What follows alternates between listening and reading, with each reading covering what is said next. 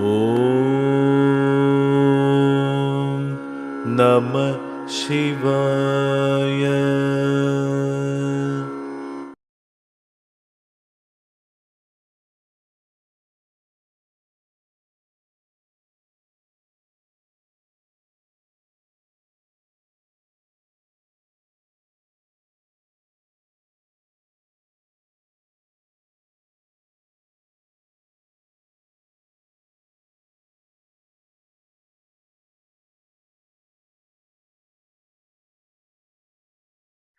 അപ്പൊ ഈ ഭാരതീയ ശാസ്ത്രം എന്നുള്ള വാക്കിൽ നിന്ന് നമുക്ക് തുടങ്ങാം. അപ്പൊ ശാസ്ത്രം എന്നുള്ള വാക്ക് ഒരിക്കലും സയൻസ് എന്ന് പറയുന്ന വേർഡിന് ഇക്വലന്റ് അല്ല എന്നുള്ളതാണ് നമ്മൾ ആദ്യം മനസ്സിലാക്കേണ്ടത്.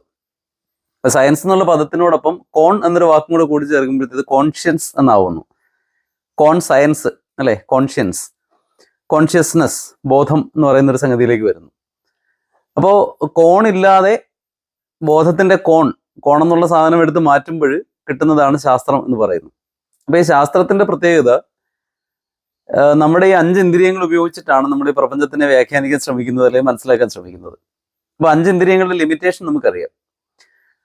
അപ്പൊ നമ്മുടെ ശരീരത്തിൽ ഈ ചിന്തകൾ ഉണ്ടാകുന്ന ഈ പറയുന്ന ഓരോ പ്രവൃത്തികൾക്കും കാരണമാകുന്ന ഓരോ അവയവങ്ങളും യഥാർത്ഥത്തിൽ നമ്മുടെ ഈ ജീവിതകാലം മുഴുവൻ നമുക്ക് നേരിട്ട് കാണാനായിട്ട് സാധിക്കാറില്ല. നമ്മുടെ ഹൃദയത്തെ നമ്മൾ കാണാറില്ല, നമ്മുടെ കരളിനെ നമ്മൾ കാണുന്നില്ല, നമ്മുടെ ബ്രെയിനിനെ കുറിച്ച് നമുക്ക് യാതൊരു ധാരണയില്ല എന്നുള്ളതാണ്. അപ്പൊ ഈ ബ്രെയിനിനകത്ത് നമ്മൾ സ്റ്റോർ ചെയ്ത് വെച്ചിരിക്കുന്നതായ നമ്മൾ ഭാഷാകോശങ്ങൾ എന്ന് പറഞ്ഞൊരു ഏരിയ പറയുന്നുണ്ട്. ഭാഷാകോശങ്ങൾ അപ്പൊ നമ്മുടെ വികാരങ്ങളുടെയും അതുപോലെ തന്നെ മാനുഷിക മൂല്യങ്ങളുടെയും തലങ്ങൾ. ചില ആളുകൾക്ക് ആക്സിഡന്റ് പറ്റി നമ്മുടെ ഫ്രോണ്ടൽ ലോബിന് എന്തെങ്കിലും പറ്റിക്കഴിഞ്ഞാൽ അവർക്ക് ഈ ഒരു പർട്ടിക്കുലർ ആയിട്ടുള്ള ചില എലമെന്റ്സ് നമ്മുടെ ജീവിതത്തിൽ നഷ്ടപ്പെട്ടു പോകും. അപ്പോൾ നമ്മുടെ 5 ഇന്ദ്രിയങ്ങൾ എന്ന് പറയുന്നത് ലിമിറ്റഡ് ആണ്. ചുരുക്കി പറഞ്ഞാൽ വിശാലമായിട്ടുള്ള ഒരു യൂണിവേഴ്സൽ കോൺഷ്യസ്നെസ്സിനെ അല്ലെങ്കിൽ അത്രയും വലിയ ഒരു പരമ്പൊരുളായിരിക്കുന്ന അല്ലെങ്കിൽ പരമബോധത്തിനെ 5 ഇന്ദ്രിയങ്ങളുടേതായ ഒരു തടവറയിലേക്ക് ചുരുക്കിയിട്ടിരിക്കുന്നു എന്ന് വേണം നമുക്ക് വായിക്കാൻ. അപ്പൊ മോഡേൺ ശാസ്ത്രം ഇപ്പൊ എത്തി നിൽക്കുന്നത് നോയിറ്റിക് സയൻസ് എന്ന് പറയുന്ന ഒരു വിഭാഗത്തിലാണ്. അപ്പൊ ഈ നോയിറ്റിക് സയൻസ് എന്ന് പറയുന്നത് ബോധത്തിനെ ബേസ് ചെയ്തിട്ടുള്ള പഠനങ്ങളാണ്. അപ്പൊ അവർ പറയുന്നത് ഈ ബോധം എന്ന് പറയുന്നത് ഈ ലിമിറ്റഡ് ആയിട്ടുള്ള നമ്മുടെ ഒരു ബ്രെയിനിനകത്ത് ഉള്ള ഒരു സംഗതിയല്ല, മറിച്ച് അത് നടക്കുന്ന യഥാർത്ഥത്തിൽ നമ്മുടെ ബോധത്തിന്റെ അല്ലെങ്കിൽ ഈ ബോധം എന്ന് പറയുന്നത് യഥാർത്ഥത്തിൽ നടക്കുന്നത് ഒരു പ്രപഞ്ചബോധമാണ്. ആ പ്രപഞ്ചബോധം എന്ന് പറയുന്നത് സ്വീകരിക്കപ്പെടുന്ന ഒരു റിസീവർ മാത്രമാണ് നമ്മുടെ ബ്രെയിൻ എന്നാണ്. അത് കുറച്ച് മനസ്സിലാക്കാൻ പ്രയാസമുള്ളൊരു കോൺസെപ്റ്റാണ്. നമ്മൾ പറയുന്നത് നമ്മുടെ ബോധം നമ്മുടെ ബ്രെയിനിൽ നിന്ന് വരുന്നു, അല്ലെങ്കിൽ നമ്മുടെ ബ്രെയിനിന്റെ ഫംഗ്ഷൻ, ബ്രെയിനിന് എന്തെങ്കിലും തരത്തിലുള്ള ഡാമേജ് പറ്റിക്കഴിഞ്ഞാൽ നമ്മുടെ ബോധം പോകും. അങ്ങനെയാണ് സാധാരണ സംഭവിക്കുന്നത്. അല്ലെങ്കിൽ അങ്ങനെ ഒരു പ്രതികൂല സാഹചര്യത്തിൽ ശരീരം എടുക്കുന്ന ഒരു റിക്കവറി മെഷർ കൂടിയാണ് ബോധം കെടൽ എന്ന് പറയുന്നത്. പെട്ടെന്ന് ബോധം കെട്ട് വീഴുമ്പോഴത്തേക്ക് നമുക്കുണ്ടാകുന്ന സിവിയർ ആയിട്ടുള്ള പെയിൻ നമുക്ക് അറിയേണ്ടി വരില്ല. അപ്പം ബോധം നമ്മുടെ ബ്രെയിനിൽ നിന്ന് വരുന്നു എന്നാണ് നമ്മൾ സാധാരണയായിട്ട് ധരിച്ചു വെക്കുന്നത്. പക്ഷേ ഈ നോയിറ്റിക് സയൻസ് പറയുന്നത് ബോധത്തിൽ പ്രവർത്തിക്കുന്ന ഒരു ഡിവൈസ് ആണ് നമ്മുടെ ബ്രെയിൻ എന്നാണ്. അപ്പോൾ അസംഖ്യം ബ്രെയിനുകൾ ഒരേ സമയം പ്രവർത്തിച്ചുകൊണ്ടിരിക്കുന്ന ഒരു വലിയ പടലമാണ്, ബോധത്തിന്റെ ഒരു മണ്ഡലമാണ്.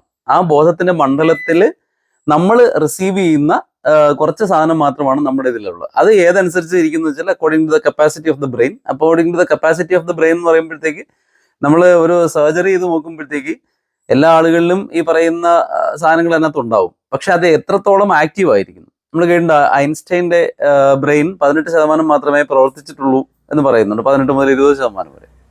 അപ്പൊ അങ്ങനെ സാധാരണക്കാരായ ഒരു മനുഷ്യന്റെ ബ്രെയിൻ എന്തുമാത്രം പ്രവർത്തിച്ചിരിക്കും. അപ്പൊ നമ്മൾ അത് സർജറി ചെയ്ത് നോക്കുമ്പോൾ പർട്ടിക്കുലർ ആയിട്ടൊന്നും കാണാൻ പറ്റില്ല. ഐൻസ്റ്റൈൻ്റെ തലച്ചോറ് പല കഷ്ണങ്ങളായിട്ട് 64 കഷ്ണങ്ങളൊക്കെ ആക്കി പരിശോധന നടത്തി എന്നൊക്കെ പറഞ്ഞു കേട്ടിട്ടുണ്ട്. അപ്പൊ നമ്മുടെ ബ്രെയിനും അത് ഒരുപോലെ തന്നെ. പക്ഷെ ഇവിടെ റിസപ്റ്റീവ് കപ്പാസിറ്റി എന്ന് പറയുന്നത് എന്താണ് എന്നുള്ളതാണ്. അത് പൂർവ്വജന്മങ്ങളുടെ നമ്മുടെ വാസനാ ഫലങ്ങളും അതുപോലെ തന്നെ നമ്മുടെ ഈ ജന്മത്തിൽ നമ്മൾ കൂടുതൽ ഇത് ആഗ്രഹിക്കുന്ന അല്ലെങ്കിൽ നമ്മുടെ ഇച്ഛാശക്തി, ഇങ്ങനെ ഒരുപാട് ഫീച്ചേഴ്സുമായിട്ട് അത് കണക്റ്റഡ് ആണ്. അതാണ് അതിനകത്തുള്ള ഒരു സംഗതി എന്ന് പറയുന്നത്. അപ്പൊ ഇവിടെ നമ്മൾ മനസ്സിലാക്കേണ്ട കാര്യം, ഈ പറയുന്ന പ്രപഞ്ചബോധം എന്ന് പറയുന്നത് എല്ലായിടത്തും വ്യാപിച്ചിരിക്കുമ്പോൾ നമ്മുടെ ബ്രെയിൻ എന്ന് പറയുന്നത് അതിനെ റിസീവ് ചെയ്യുന്ന ഒരു എന്താ പറയുക ഒരു ഡിവൈസ് ആയിട്ട് മാത്രം പ്രവർത്തിക്കുന്നു എന്നുള്ളതാണ് നോയിറ്റിക് സയൻസിൽ പറയുന്നത്. കുറച്ചുകൂടെ വ്യക്തമാക്കി കഴിഞ്ഞാൽ നമ്മുടെ ചുറ്റാകെ സഞ്ചരിക്കുന്ന ഈ പറയുന്ന ടെലിവിഷൻ അതുപോലെ തന്നെ റേഡിയോ വേവ്സിനെ നമ്മുടെ ഒരു റിസീവർ വെച്ച് അതിനെ ട്യൂൺ ചെയ്യുമ്പോൾ മാത്രമാണ്, റിസീവർ വെച്ചുകൊണ്ട് മാത്രം കാര്യമില്ല.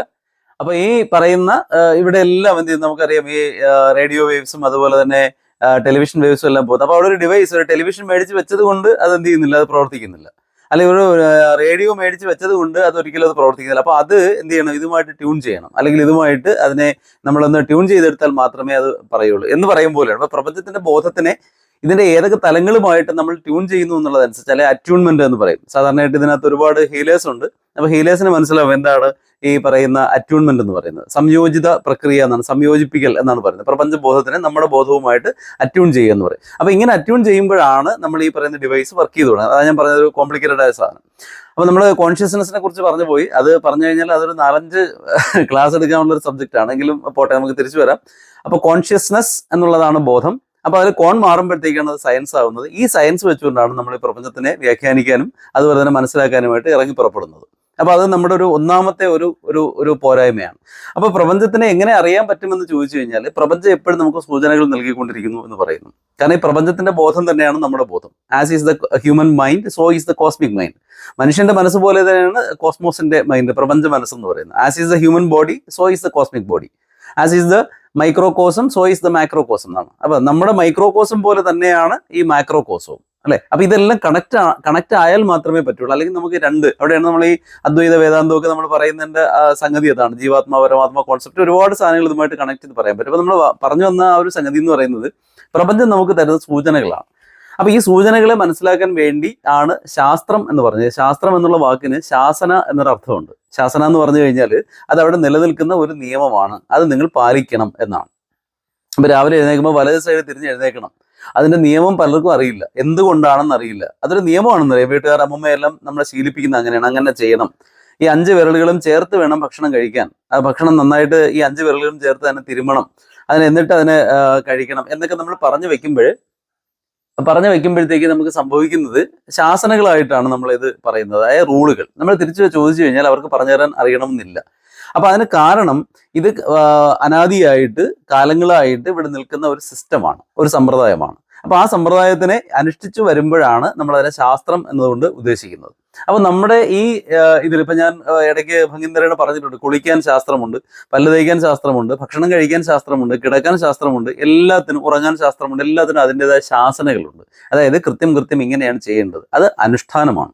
അപ്പൊ ഈ അനുഷ്ഠാനങ്ങളിൽ വരുന്ന പല കാര്യങ്ങളും യഥാർത്ഥത്തിൽ നമ്മളുടെ ഈ പറഞ്ഞ കോണില്ലാത്ത സയൻസ് വെച്ചുകൊണ്ട് നോക്കിയാൽ നമുക്ക് അതിനെ വ്യാഖ്യാനിച്ചെടുക്കാനായിട്ട് സാധിക്കില്ല. അപ്പൊ ഇങ്ങനെ ഈ പ്രപഞ്ചത്തിനെ മനസ്സിലാക്കാനുള്ള ഒരുപാട് ശാസ്ത്രങ്ങളിൽ ഒന്നാണ് നിമിത്തശാസ്ത്രം എന്ന് പറയുന്നത്. ഇപ്പൊ ഗൗളിശാസ്ത്രമുണ്ട്, നമ്മൾ അതുപോലെ തന്നെ നിമിത്തശാസ്ത്രം പറയുന്നു, ലക്ഷണശാസ്ത്രം പറയുന്നു, സാമുദ്രിക ശാസ്ത്രം പറയുന്നു, കോടങ്കി ശാസ്ത്രം പറയുന്നു. ഇതെല്ലാം തന്നെ ഓരോ തരത്തിലുള്ള ശാസ്ത്രങ്ങളാണ് എന്ന് പറഞ്ഞാൽ ശാസനകളാണ്. അപ്പൊ ആ ശാസനകൾ എങ്ങനെ ഉണ്ടായി എന്ന് വെച്ച് കഴിഞ്ഞാൽ, ഏതൊക്കെയോ കാലഘട്ടങ്ങളിൽ നിരന്തരമായിട്ടുള്ള പരീക്ഷണങ്ങളിലൂടെയും നിരന്തരമായിട്ടുള്ള അനുഭവങ്ങളിലൂടെയും പലർക്കും അത് ദർശനങ്ങളായിട്ട് ഉരുത്തിരിഞ്ഞു വന്നതും ആയിട്ടുള്ള പല കാര്യങ്ങളെ ക്രോഡീകരിച്ച് വെച്ചിരിക്കുന്നതാണ് ഈ ശാസ്ത്രങ്ങൾ. അപ്പൊ ഈ പക്ഷികൾ വന്നിരിക്കുമ്പോൾ എപ്രകാരത്തിൽ നമുക്ക് പറയാൻ പറ്റുമെന്ന് ചോദിച്ചു കഴിഞ്ഞാൽ, അത് തീർച്ചയായിട്ടും പഠിച്ചാൽ മാത്രമേ പറ്റുകയുള്ളൂ. എന്നാൽ അത് കൃത്യമായിട്ട് അങ്ങനെ പഠിച്ച് പറയുമ്പോൾ കുറെ നാൾ കഴിയുമ്പോഴത്തേക്ക് എന്ത് ചെയ്യും, നമുക്കത് നമ്മുടെ ഈ ഇൻഡ്യൂഷൻ അല്ലെങ്കിൽ നമ്മുടെ ബോധം എന്ന് പറയുന്നത് തെളിഞ്ഞു വരുമ്പോൾ നമുക്കത് മനസ്സിൽ തെളിയും എന്നുള്ളതാണ്. അതെങ്ങനെ ഒരാളിന് അത് ട്രാൻസ്ഫർ ചെയ്ത് കൊടുക്കാമെന്ന് വെച്ച് കഴിഞ്ഞാൽ വളരെ പ്രയാസമാണ്. കാരണം പണ്ടുള്ള സമയത്തെല്ലാം ഇത് കൃത്യമായിട്ട് ഈ ശാസ്ത്രങ്ങൾ പഠിക്കുമായിരുന്നു.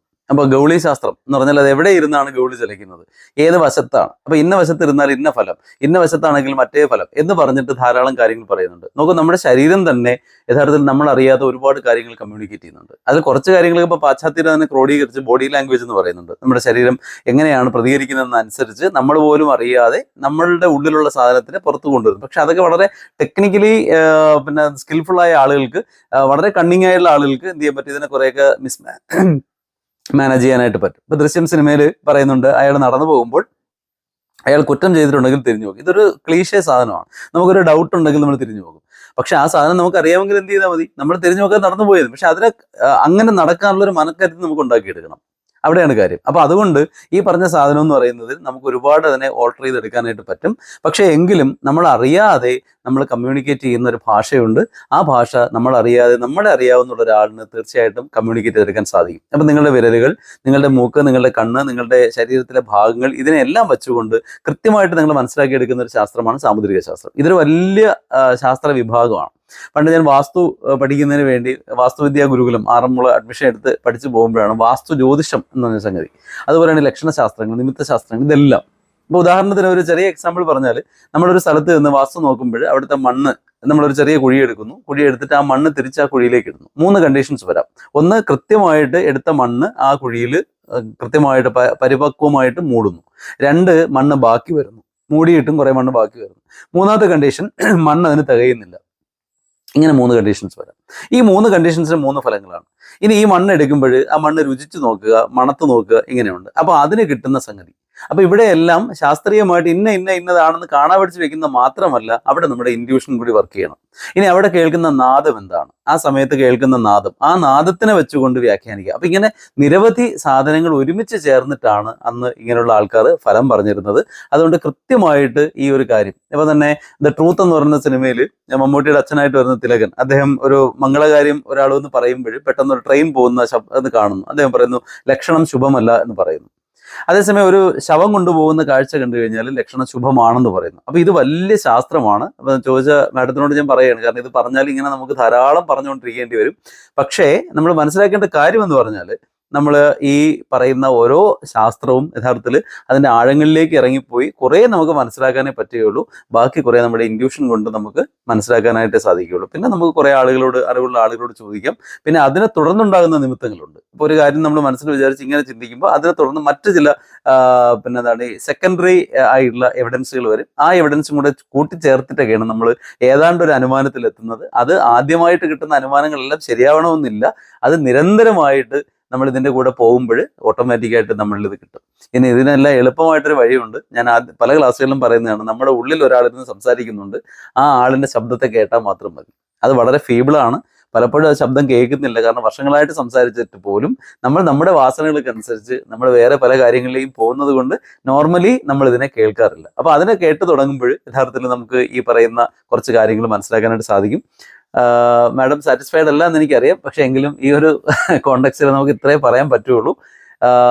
പിന്നെ അത് പഠിച്ചും അതുപോലെ തന്നെ ഗുരുകൃപ കൊണ്ടും നമ്മുടെ ഇൻഡ്യൂഷൻ കൊണ്ടും അന്തർജ്ഞാനം കൊണ്ടും ഒക്കെ നമ്മൾ നേടിയെടുക്കേണ്ട ഒരു സംഗതിയാണ്. അതെ അതെ മാഡം, ഞാൻ പറഞ്ഞത് ശാസ്ത്രം പഠിച്ചെടുക്കുക എന്ന് പറഞ്ഞാൽ ഒരു ജന്മം കൊണ്ട് നമുക്ക് ഇതൊന്നും പഠിച്ചു തീർക്കാൻ പറ്റൂല. അതാണ് ഞാൻ പറഞ്ഞത്. കാരണം വാസ്തുശാസ്ത്രത്തിലേക്ക് പോകുമ്പോഴത്തേക്ക് തന്നെ നമ്മളത് എത്ര പഠിച്ചാലും ഈ പഠിച്ചു തരാത്തൊരു സാധനമുണ്ട്. നമ്മൾ കേട്ടിട്ടുണ്ടല്ലോ, 4ൽ 1 നമ്മൾ പഠിക്കുന്നുള്ളൂ, 4ൽ 1 ഇങ്ങനെ കിട്ടുന്നു, അങ്ങനെ കിട്ടുന്നു, 4ൽ 1 ഓട്ടോമാറ്റിക്കായിട്ട് വരുന്നു എന്ന് പറയുന്നുണ്ട്. അപ്പൊ പ്രകൃതി നമ്മളിലേക്ക് തരുന്നത് അതാണ്. ഈ നമ്മുടെ 6th സെൻസ് എന്നും 7th സെൻസ് എന്നൊക്കെ പറയുന്ന സാധനം, ഇൻഡ്യൂഷൻ എന്നൊക്കെ പറഞ്ഞാൽ അതാണ്. അപ്പൊ കംപ്ലീറ്റ് ആയിട്ട് നമുക്ക് ഒരിക്കലും പഠിച്ച് തീർക്കാൻ പറ്റില്ല. അല്ലെങ്കിൽ അത്രയും ഉയർന്ന ഒരു തലത്തിൽ നിൽക്കുന്ന ഒരാളിന് മാത്രമേ പറ്റുള്ളൂ. അപ്പൊ ഇത് ഒന്നാമത്തെ കാര്യം, ഇപ്പോഴും ഈ പറയുന്ന സാധനങ്ങൾ ശരിയായ രീതിയിൽ പഠിപ്പിക്കുന്ന ഗുരുക്കന്മാരുടെ അഭാവം വളരെ വലിയൊരു പ്രശ്നമാണ്, വളരെ ഗുരുതരമായൊരു പ്രശ്നമാണ്. എന്നാൽ അതേ സമയത്ത് നമ്മൾ കണ്ട ഒരു കഥ കൂടി നമ്മൾ നേരത്തെ പറഞ്ഞിട്ടുള്ളതാണെങ്കിൽ ഞാൻ ഇപ്പോൾ ആ കോണ്ടക്സ്റ്റിൽ പറയുകയാണ്. കൗശിക ബ്രാഹ്മണൻ, അദ്ദേഹം ഇങ്ങനെ പോകുമ്പോൾ ജ്ഞാനിയായി നിൽക്കണം, ജ്ഞാനത്തിന്റെ നിറകുടമായി പോകുന്ന ആളാണ്. അപ്പൊ അദ്ദേഹത്തിന്റെ ശരീരത്തിലേക്ക് ഒരു വെള്ളിൽ പക്ഷിയെ കാഷ്ടിക്കുന്നു. അദ്ദേഹം നോക്കുമ്പോൾ ആ പക്ഷി ചാരമായിട്ട് വീഴുന്നു. വേറൊരു വീട്ടിൽ ചെന്നിട്ട് ഭിക്ഷാന്തേഹി എന്ന് വിളിക്കുമ്പോൾ, 3ാമത്തെ പ്രാവശ്യം ദേഷ്യത്തോടെ വിളിക്കുമ്പോൾ അകത്തുനിന്ന് സ്ത്രീ പറയുന്നു, നിങ്ങളുടെ നോട്ടം കൊണ്ട് ചാമ്പലാകാൻ ഞാനൊരു വെള്ളിൽ പക്ഷിയല്ല. അപ്പോൾ ഒരു സാധാരണ വീട്ടമ്മയായിരുന്നു കൊണ്ട് 100% ശ്രദ്ധയോടുകൂടി തൻ്റെ ഭർത്താവിനെ പരിചരിച്ചു കൊണ്ടിരുന്ന ഒരു സ്ത്രീക്ക് ദൂരെ കാതങ്ങൾക്കപ്പുറം ഈ പറയുന്ന കൗശിക ബ്രാഹ്മണന്റെ പുറത്ത് കാഷ്ടിച്ച ആ വെള്ളിൽ പക്ഷിയുടെ കഥ അവർക്ക് കിട്ടിയെങ്കിൽ അത് പ്രപഞ്ചബോധവുമായിട്ട് അവർ കണക്റ്റഡ് ആയതാണ്. അപ്പോൾ ഈ പറഞ്ഞതിൻ്റെ അർത്ഥം ഇത്രയേ ഉള്ളൂ. വളരെ പെട്ടെന്ന് തന്നെ നമ്മൾ പ്രപഞ്ചബോധവുമായിട്ട് കണക്റ്റഡ് ആയി കഴിഞ്ഞാൽ നമുക്കിതെല്ലാം വളരെ പെട്ടെന്ന് കിട്ടും. പിന്നെ അത് നിരന്തരമായിട്ട് നമ്മളിങ്ങനെ ഒബ്സർവ് ചെയ്ത് നോക്കുക. അങ്ങനെ ആകുമ്പോൾ കുറേ കഴിയുമ്പോൾ നമുക്ക് തന്നെ മനസ്സിലാവും, ഓക്കെ, എനിക്ക് കിട്ടുന്ന ഇൻഡ്യൂഷൻ കറക്റ്റാണ്. അപ്പോൾ ആദ്യം കിട്ടുന്ന ഇൻഡ്യൂഷൻസ് എല്ലാം കറക്റ്റ് ആണോന്നില്ല. അപ്പോൾ പെൻഡുല ജ്യോതിഷം പഠിക്കുന്ന ഒത്തിരി ആൾക്കാർ ഇതിനകത്തുണ്ട്. ആദ്യം കിട്ടുന്ന റിസൾട്ടുകൾ പെർഫെക്റ്റ് ആണോന്നില്ല. കാരണം ആദ്യം പറയുന്ന റിസൾട്ടുകൾ തരുന്നത് ആരാണ്? നമ്മുടെ മനസ്സാണ്, അല്ലെ? നമ്മുടെ മനസ്സാണ്. ഓക്കെ ഇപ്പൊ ഇന്ത്യയും പാകിസ്ഥാനോട് ഒരു ക്രിക്കറ്റ് കളി നടക്കുന്നു, ഉടനെ നമ്മളെടുത്ത് ഡൗസ് ചെയ്ത് നോക്കുകയാണ്. അപ്പൊ നമ്മുടെ മനസ്സ് പറയുന്നത് എന്താണ്? ഇന്ത്യ ജയിക്കണം. നോർമലി പെൻഡുലം അങ്ങനെ കറങ്ങും, അല്ലെ? അപ്പൊ അവിടെ ഇഡിയോ മോട്ടോർ ആ സംഗതിയാണ് വർക്ക് ചെയ്യുന്നത്. പക്ഷെ അങ്ങനെ അല്ലാതെ ഒരു ഒരു ഒരു ഒരു നിർവികാരമായ ഒരു മനസ്സോടുകൂടി നമ്മളതിനെ വിരാട് ഭാവം എന്ന് പറയും, ആ ഭാവത്തിൽ നിന്ന് നോക്കുമ്പോൾ നമുക്ക് കിട്ടുന്ന റിസൾട്ട് ആയിരിക്കും പെർഫെക്റ്റ്. അത് കുറെ സമയം എടുക്കും. ഞാൻ പറഞ്ഞില്ല, നമ്മുടെ ഈ ആവേശം എന്ന് പറഞ്ഞത് അങ്ങോട്ട് മാറ്റി വെച്ചിട്ട് നമ്മൾ ഈ പറയുന്ന സംഗതിയിലേക്ക് പോകുമ്പോൾ, ചുരുക്കി പറഞ്ഞാൽ തടാകത്തിലെ ഓളങ്ങൾ നിശ്ചലമായിട്ട് ശാന്തമാകുമ്പോൾ എപ്രകാരത്തിലാണോ നമുക്ക് നമ്മുടെ മുഖം ക്ലിയർ ആയിട്ട് കാണാൻ പറ്റുന്നത്, അതാണ് ഈ പറഞ്ഞതിൻ്റെ എല്ലാം അർത്ഥം. മെന്റൽ വൈബ്രേഷൻസിനെ വളരെയേറെ നമ്മൾ ഇതാക്കുമ്പോഴാണ്. എനിക്കോ താങ്ക് യു. ഇനി നമുക്ക് തൽക്കാലം നെക്സ്റ്റ് ക്വസ്റ്റ്യനിലേക്ക് പോകാം.